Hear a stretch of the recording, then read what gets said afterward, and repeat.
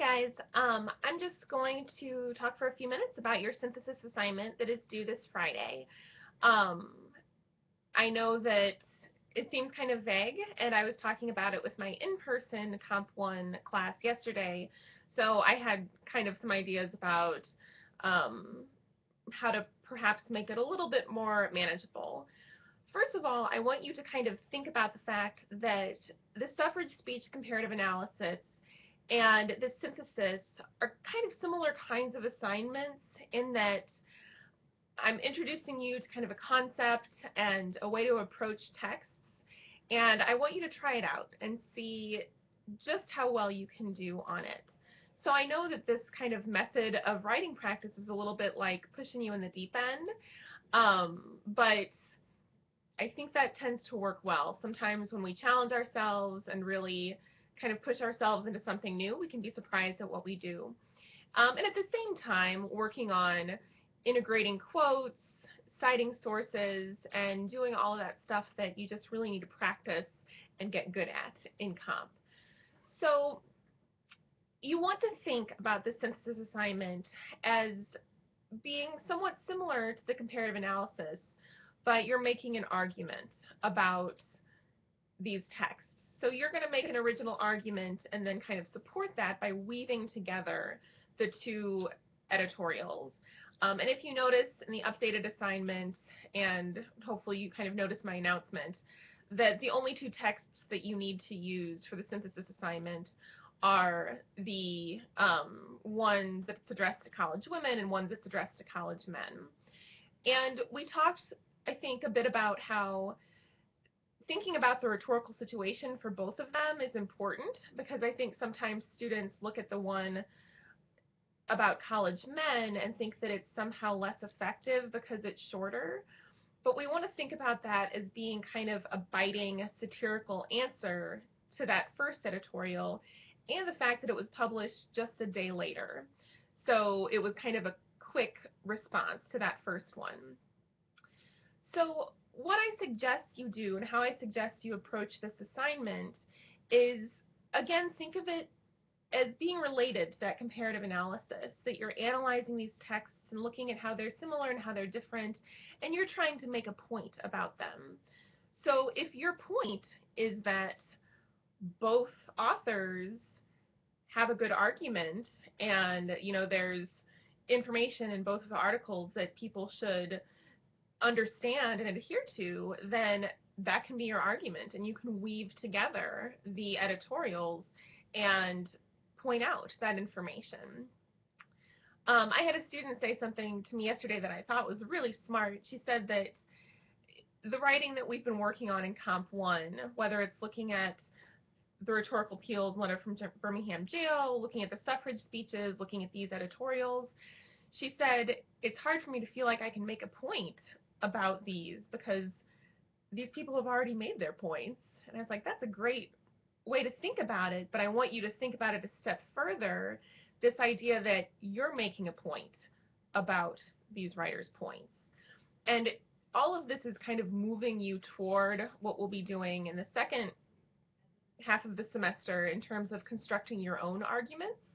You will be making the claims and making the points and weaving together, synthesizing, analyzing, making arguments about other sources.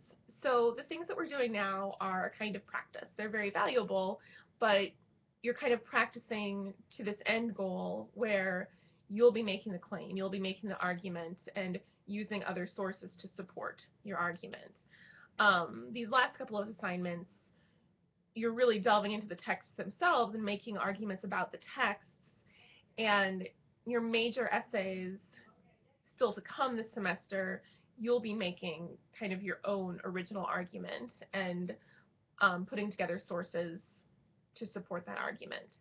So think about this a bit as practice, and you can approach this, like I said, if you look at these two articles and think, well, these both have good and perhaps not so good points, that's good. That means that you are a critically thinking human being.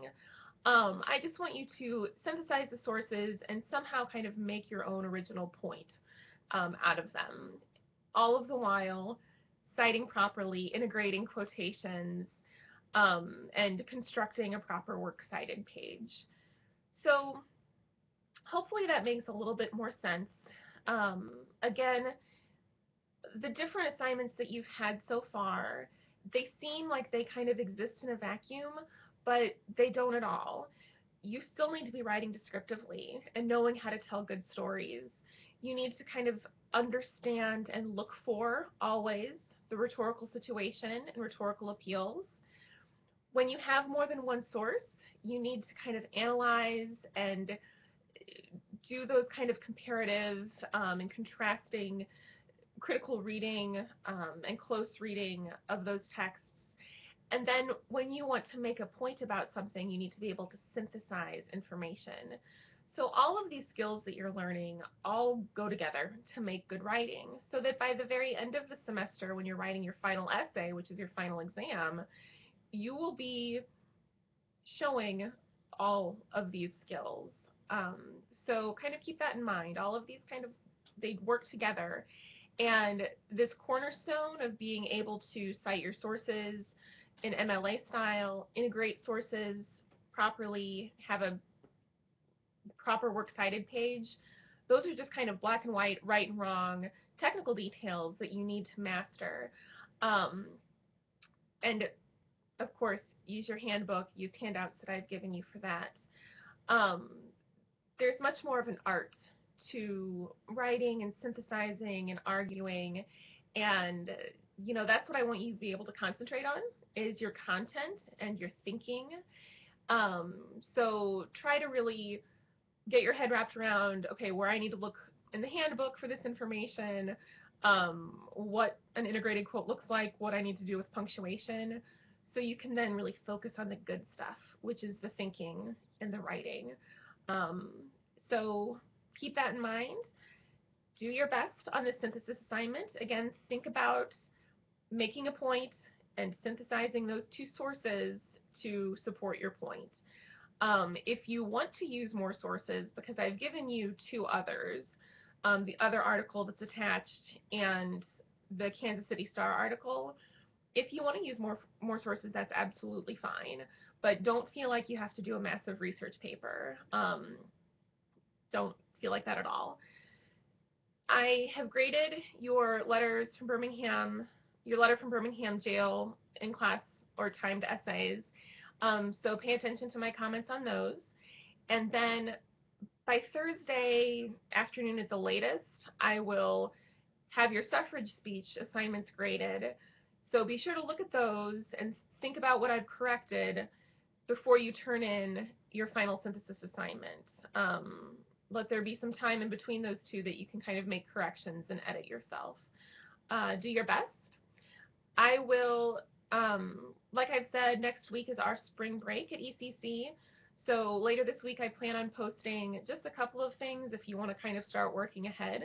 But kind of in reality, we'll have the week off, I suppose.